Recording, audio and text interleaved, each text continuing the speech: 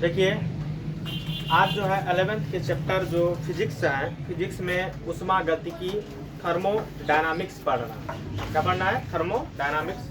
जिस चैप्टर का नाम क्या है हिंदी में? उष्मागतिकी। क्या बोलते हैं हिंदी में उसको? उष्मागतिकी। इसको इंग्लिश में कहते हैं थर्मोडायनामिक्स। अब देखो, ये उष्मागतिकी पढ़ना है। ये उष्मागतिकी होता क्या है, इस सब चीज के बारे में आप लोगों को पता होगा। उसके बाद देखो करते क्या है, इसमें दो चार चीज जो टर्मोलॉजी है, जो टर्म है, वो टर्म को पढ़ते हैं। देखो दो तीन चीज जो टर्म है, दो चार गो, उस टर्म को हम लिखते हैं। पहले देखो, पहला है उष्मा गतिक निकाय। देखो पहला जो चीज पढ़ना है उसका क्या नाम होगा? उष्मा गतिक निकाय। दूसरा जो पढ़ेंगे, दूसरा जो क्या करना है, पढ़ना है, वो देखो इसको क्या पढ़ना है? परिवेश पढ़ना। कौन सी पढ़ना है? परिवेश। तीसरा जो चीज पढ़ना है उसका नाम होगा उष्मा गतिक चर। चर, उष्मा गतिक कौन चीज? चर। देखो चौथा जो चीज पढ़ना है वह पढ़ना है उष्मीय अवस्था। कौन अवस्था पढ़ना है? उष्मीय अवस्था। उष्मीय अवस्था, उष्मीय अवस्था।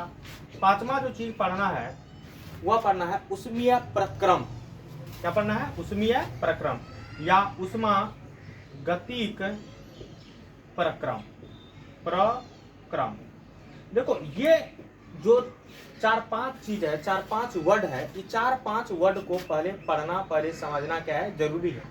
कारण कि जब ये उष्मागतिकी यानी कि थर्मोडायनामिक्स चलेगा तो ये चार पांच वर्ड का नाम लगातार आएगा। तो ये देखो कि जब ये वर्ड सबका नाम लगातार आएगा तो वर्ड के नाम लगातार आने के बाद पहले वर्ड को क्या करना है, समझना है ये वर्ड है क्या। देखो सबसे पहले क्या पढ़ना है? उष्मागतिक निकाय के बारे में पढ़ना है। तो देखो उष्मागतिक निकाय होता क्या है, तुमको एक बात पता है। देखो दो तीन चीजें होती है। एक होता है ताप। क्या होता है? ताप। एक होता है आयतन। एक क्या होता है? आयतन। देखो एक क्या होता है? ताप। ये क्या होता है? आयतन। अब देखो ये जो ताप होता है, ये ताप को टेम्परेचर T होता है। टेम्परेचर क्या होता है? T। उसका देखो आयतन को वॉल्यूम भी लिखते हैं। क्या लिखते हैं? वॉल्यूम भी। उसी प्रकार से एक होता है दाब, जिसको प्रेशर कहते हैं। इसको कौन सी कहते हैं? P। कौन सी कहते हैं? P। तुमको पता है कि देखो ताप, आयतन और क्या है? दाब है। ताप को T लिखते हैं, आयतन को भी लिखते हैं, और दाब को क्या लिखते हैं? दाब को क्या लिखते हैं? P लिखते हैं। तो अब देखो कि जब कोई निकाय, कोई वस्तु में ताप, आयतन और दाब के बारे में पढ़ते हैं तो उसको क्या बोलते हैं? उष्मागतिक निकाय। इसको कौन गति कहते हैं? उष्मागतिक निकाय। यानी कि देखो उष्मागतिक निकाय किसको कहते हैं? जिसमें ताप, आयतन और दाब के बारे में क्या करते हैं? पढ़ते हैं, उसको क्या बोलते हैं? उष्मागतिक निकाय। अब देखो क्या करता है, परिवेश किसको कहते हैं? देखो अब देखो ये समझ गया कि नहीं? यानी कि जिस चीज में ताप के बारे में पढ़ना है, आयतन के बारे में पढ़ना है और कौन सी के बारे में पढ़ना है? दाब के बारे में पढ़ना है, उसको क्या बोलेंगे? उष्मागतिक निकाय। अब देखो परिवेश क्या होता है? परिवेश होता है जो उष्मागतिक निकाय को प्रभावित करे। देखो एक चीज समझो कि परिवेश किसको कहते हैं? जो उष्मागतिक निकाय को प्रभावित करे, उसे ही क्या बोलते हैं? परिवेश कहते हैं। इसको क्या बोलते हैं? परिवेश। यानी देखो जो उष्मागतिकी निकाय को कौन सी करे? प्रभावित कर देगा, उसको क्या बोल देंगे? परिवेश कहेंगे। अब देखो अगला होता है उष्मागतिक चर। कौन गतिक चर? उष्मागतिक चर। अब देखो चर का मतलब होता है वेरिएबल। चर का मतलब क्या होता है? वेरिएबल। यानी कि जिसका मान बदलते रहता है। जिसका मान क्या होता है? बदलते रहता है। तो अब देखो तुमको पता है कि ताप का मान क्या होगा? बदलते रहेगा। ताप का मान बदलते रहेगा। आयतन का मान क्या होगा? बदलते रहेगा। और कौन सी का मान? दाब का मान क्या होगा? बदलते रहेगा। यानी कि देखो क्या होता है कि ताप का मान भी बदलेगा, आयतन का मान भी बदलेगा, और किसका मान बदलेगा? यानी कि दाब का भी मान क्या होगा? बदलते रहेगा। तो जिस चीज का मान क्या होता है? बदलते रहता है, उसको कहते हैं उष्मागतिक चर। उसको क्या बोलते हैं? उष्मागतिक चर। देखो क्या बोले कि ताप का मान बदले, आयतन का मान बदले और किसका, दाब का मान क्या हो, बदलता है, उसको क्या बोलते हैं, उष्मागतिक चर। उसको क्या बोलते हैं, उष्मागतिक चर।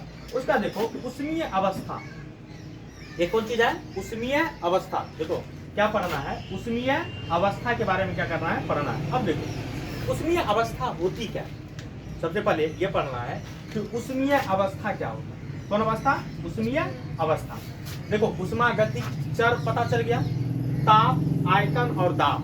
देखो क्या बोले कि चर का मतलब क्या होता है, वेरिएबल वैल्यू। कौन वैल्यू है, वेरिएबल। यानी कि देखो इसमें क्या होगा, ताप का मान, आयतन का मान और कौन सी का मान, दाब का मान क्या होगा, बदलेगा, तो उसको क्या बोलेंगे, उष्मागतिक चर। अब देखो कि ये जो तुमको पता है कि उष्मीय कौन चीज है, क्या है, उष्मीय अवस्था है, यानी कि उष्मीय समीकरण भी कर दो। क्या कर दो, समीकरण। लोग कहता है इसका कौन चीज, समीकरण।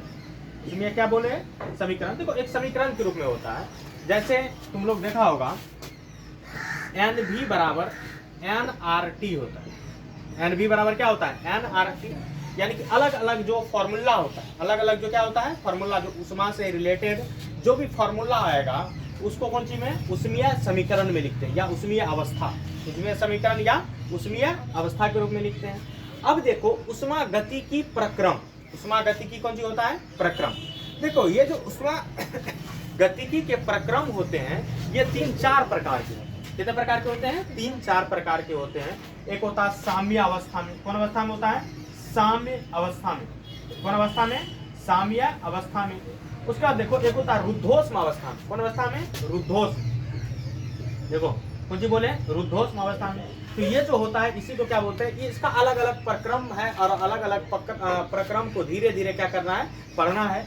अब देखो प्रक्रम समझ गया कि यानी कि जो स्टेप बाय स्टेप जो प्रोसेस होता है फॉर्मूला निकालने का, उसको क्या बोलते हैं, उष्मागतिकी प्रक्रम। उसको क्या बोलेंगे, उष्मागतिकी प्रक्रम।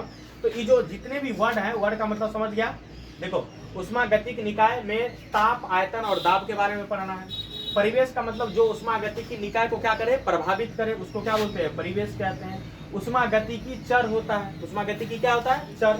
उष्मागतिकी चर में जो होता है यानी कि ताप का मान बदलेगा, आयतन का मान बदलेगा और किसका, दाब का मान क्या होगा, बदलेगा। इसमें देखो यानी कि अलग अलग समीकरण होता है, अलग अलग फार्मूला होता है, उसमें फार्मूला को लिखते हैं। अब देखो फार्मूला निकालने के अलग अलग क्या होता है, प्रोसेस होता है। फार्मूला निकालने का अलग अलग क्या होता है, प्रोसेस, जिसको उष्मागतिक प्रक्रम कहते हैं। उसको क्या बोलते हैं, उष्मागतिकी प्रक्रम। हो गया, कोई दिक्कत इसमें।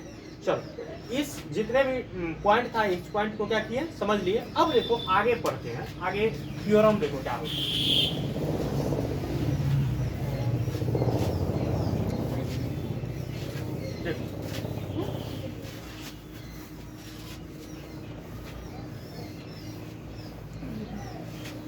देखो पहला होता है, पहला जो थ्योरम पढ़ना है वह होता है उष्मागतिकी। देखो उष्मागतिकी के शून्यांक के नियम, शून्यांक के नियम, या इसी को कहते हैं शून्य कोटि का नियम। देखो शून्य कोटि का नियम, इसको कौन सा नियम कहते हैं, शून्य कोटि का नियम। देखो क्या बोले, उष्मीय गतिकी के शून्यांक नियम को, उष्मीय गतिकी को नियम को शून्यांक नियम, या इसी को क्या बोले, शून्य कोटि का नियम। देखो ये शून्य कोटि का नियम क्या होता है, या शून्यांक नियम क्या होता है। एक बात देखो कि इसमें क्या करना है कि दो चीज, कोई भी दो चीज होगा, उस चीज का ताप में अंतर होता है। ताप में क्या होता है, अंतर। अब देखो ताप में कैसे अंतर होता है, मान के चलो कि 3 चीज लेते हैं। कितने चीज लेते हैं, 3 चीज। देखो 3 चीज यदि लेंगे, जैसे देखो ये कोई कंटेनर है, कोई क्या है, कंटेनर। अब देखो इस कंटेनर में, इस कौन सी में, कंटेनर में देखो जैसे एक चीज है ए, एगो का नाम बी है और एगो का नाम क्या है, सी। देखो एगो का नाम ए, एगो का नाम बी, एगो का नाम क्या है, सी है। देखो क्या कहता है कि ए का टेम्परेचर बी के बराबर है। ए का टेम्परेचर किसके बराबर है, बी के बराबर, और बी का टेम्परेचर किसके बराबर है, ए के। देखो एक चीज समझो, क्या कह रहा है, ए का टेम्परेचर बी के बराबर है और बी का टेम्परेचर किसके बराबर है, ए के। फिर देखो कहा जाता है कि ए का टेम्परेचर, कौन सा टेम्परेचर, ए का टेम्परेचर सी के बराबर है और सी का टेम्परेचर किसके बराबर है, ए का। इसका मतलब ए बी के सामने है और ए किसके सामने है, सी के सामने। देखो यानी कि देखो इसमें शून्य कोटि के नियम में क्या कहता है, यानी कि ए किसके सामने है, बी के, तो ए बी के सामने है और यहाँ पर ए किसके सामने है, सी के सामने। इसका मतलब ये हुआ कि यदि ए का टेम्परेचर बी के बराबर होगा और बी यदि ए के बराबर होगा, यदि ए सी के बराबर है, यदि सी ए के बराबर है, तो इसका ये मतलब हुआ कि बी भी सी के क्या होगा, बराबर होगा। इसका क्या मतलब हुआ, यानी कि बी भी किसके बराबर होगा, सी के, बी भी किसके बराबर होगा, सी के। देखो एक चीज समझो, यदि ए बी के बराबर है, यदि किसके बराबर है, ए बी के, फिर देखो यदि ए बी के बराबर है, यदि ए फिर किसके बराबर है, सी के, तो इसका मतलब है कि बी किसके बराबर होगा, सी के। तुम लोग मैथमेटिक्स में पढ़ा होगा, जैसे मान के चलो x बराबर y, पढ़ता है कि मैथमेटिक्स में पढ़ा होगा, x बराबर क्या है, y है। फिर यदि पढ़ा होगा कि y बराबर z है, y बराबर क्या है, z, यानी कि देखो x बराबर यदि y है, y बराबर क्या है, z है, तो इसका मतलब ये हो सकता है कि x जो है वो z के बराबर होगा, नहीं होगा। यानी कि देखो इसका मतलब ये हो सकता है कि x किसके बराबर है, z के बराबर। तो यहाँ पर यानी कि शून्य कोटि के नियम में कहा जाता है कि इसका टेम्परेचर इसके बराबर है और इसका टेम्परेचर इसके बराबर है, फिर ए का टेम्परेचर सी के बराबर है, फिर सी का टेम्परेचर किसके बराबर है, ए के बराबर। इसका मतलब ये हो गया कि बी का टेम्परेचर सी के क्या होगा, बराबर होगा। यानी कि ये दोनों, यानी कि बी और सी एक दूसरे के क्या है, साम्य है। एक दूसरे को कौन चीज है, साम्य। यदि टेम्परेचर सेम रहता है तो उसको क्या बोलते हैं, साम्य। कौन सी कहते हैं, साम्य। तो यानी कि ए किसके साम्य है, बी के साम्य है। इसी को शून्य कोटि का नियम कहा जाता है। तो कौन कोटि का नियम कहा जाता है, शून्य कोटि का क्या कहा जाता है, नियम। समझ में आ गया होगा शून्य कोटि का नियम।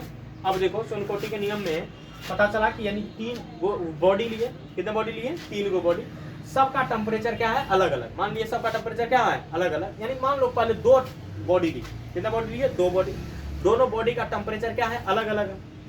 यहाँ पे दिखाएं कि ए का टेम्परेचर बी के बराबर है, फिर बी का टेम्परेचर ए के बराबर है, फिर ए का टेम्परेचर सी के बराबर है, सी का टेम्परेचर ए के बराबर है। इसका मतलब ये हो गया कि बी का टेम्परेचर किसके बराबर है, सी के बराबर है। इसी को कहते हैं शून्य कोटि का नियम। इसको कौन नियम कहते हैं, शून्य कोटि का नियम। इसको कौन सी का नियम कहा जाता है, शून्य कोटि का नियम। यदि बी सी के सामने है, यदि बी किसके सामने है, सी के है, यानी कि बराबर है, तो इसको क्या बोलते हैं, शून्य कोटि का कौन सी नियम। अब देखो अगला टॉपिक, ये समझ गया। अब देखो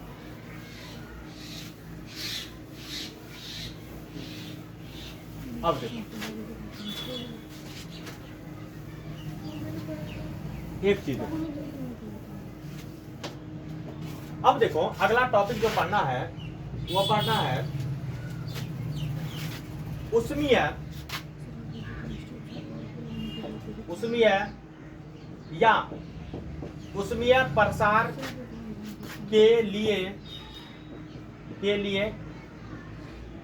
आवश्यक ऊर्जा। देखो क्या बोले, उष्मीय प्रसार के लिए कौन चीज, आवश्यक ऊर्जा, एनर्जी कितनी होगी। सुनो पहले बात, उष्मीय प्रसार के लिए आवश्यक कौन चीज निकालना है, ऊर्जा निकालना है। देखो क्या होता है, जैसे मान लो ये कोई कंटेनर, ये कोई क्या है, कंटेनर है, ये कोई क्या है, कंटेनर। और देखो ये कंटेनर में मान लो कि यहां तक कोई दर्भ भरा हुआ है, यहां तक क्या भरा हुआ है, दर्भ। अब देखो कि यहां तक यदि दर्भ भरा हुआ है, यहां तक कौन सी भरा हुआ है, दर्भ। तो ये यदि दर्भ है, इसका प्रेशर दाब होगा, इसका प्रेशर क्या होगा, दाब, दाब कुछ ना कुछ होगा, और उसका कुछ ना कुछ क्या होगा, आयतन भी होगा, वॉल्यूम, आयतन भी होगा क्या, वॉल्यूम।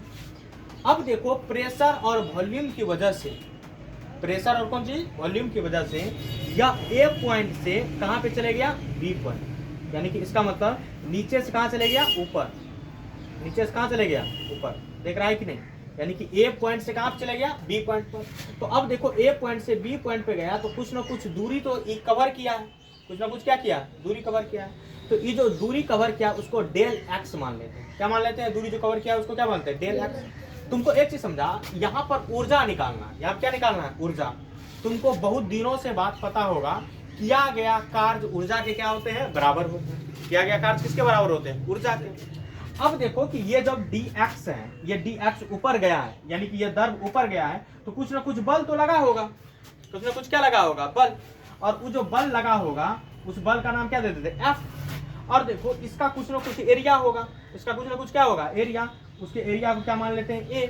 क्या मान लेते हैं, A। अब एक बात को ध्यान रखो कि तोरा पता है कि कार्य जो होता है वह किसके बराबर होता है, ऊर्जा के। कार्य किसके बराबर होता है, ऊर्जा। कार्य किसके बराबर होता है, ऊर्जा के।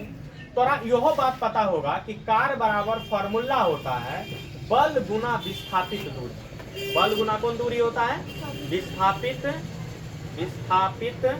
दूरी। बल गुना कौन दूरी होता है, विस्थापित दूरी।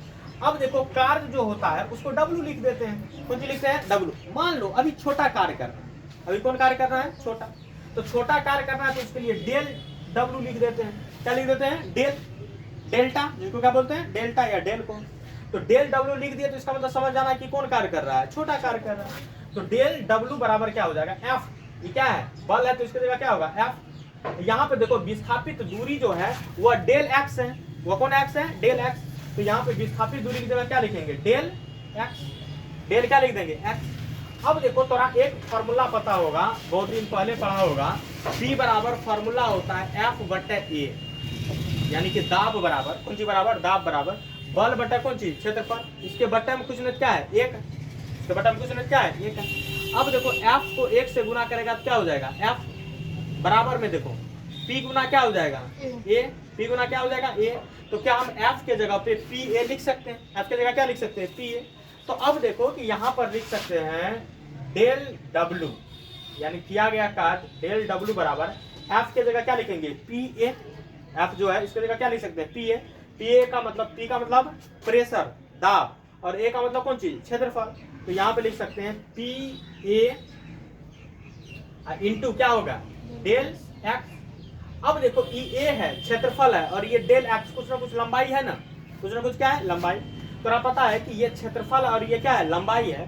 तो क्षेत्रफल गुना लंबाई जो होगा वो आयतन के बराबर होगा। कौन सी के बराबर होगा, आयतन। क्षेत्रफल गुना लंबाई किसके बराबर होता है, आयतन के। अब देखो कि क्या हम इसके जगह पे क्या लिख सकते हैं, आयतन लिख सकते हैं, यानी कि डेल W बराबर P इंटू क्या हो जाएगा, डेल V, आयतन। डेल क्या हो जाएगा, V। देखा, किया गया जो कार्य होगा, किया गया क्या होगा, कार्य जो होगा वह P यानी कि दाब इंटू डेल क्या होगा, V। डेल V का मतलब आयतन क्या होगा, छोटा। लेकिन देखो ये कुल कार्य नहीं हुआ, ये छोटा सा कार्य, कुल कार्य ये नहीं होगा, ये कौन कार्य होगा, छोटा सा। तो अब देखो कुल कार्य निकालने के लिए कुछ नहीं करना पड़ेगा। देखो कुल कार्य देखो कैसे निकालते हैं। कुल कार्य निकालने के लिए इंटीग्रेशन करना पड़ेगा। क्या करना पड़ेगा, इंटीग्रेशन। यानी कि देखो यहाँ पर W बराबर क्या हो जाएगा, इंटीग्रेशन करना पड़ेगा। क्या करना पड़ेगा, इंटीग्रेशन किसका, P इंटू डेल किसका, V का। लेकिन कहां से कहां तक, V1 से कहां तक, V2 का। यही हुआ, किया गया कौन चीज, कुल कार्य। किया गया क्या हो गया, कुल कार्य। देखो इस फॉर्मूला का हम आगे जब फॉर्मूला प्रूफ करेंगे तो इसका क्या करेंगे, हम उपयोग करेंगे। इसीलिए फॉर्मूला याद रखो कि किया गया कार्य जो होता है, यानी कुल कार्य जो होता है वह integration P into delta V, कहां से कहां तक, V1 से कहां तक, V2 तक होता है। यही है प्रसार के लिए आवश्यक क्या, ऊर्जा, या प्रसार द्वारा किया गया कुल कार्य। देखो प्रसार के लिए आवश्यक ऊर्जा को या प्रसार द्वारा किया गया क्या को, कुल कार्य को, बात क्या हो जाता है यहाँ पर, बराबर हो जाता है। कैसे फॉर्मूला निकला पता चल गया, पता चला कि नहीं, इसके आगे पढ़ेंगे कल।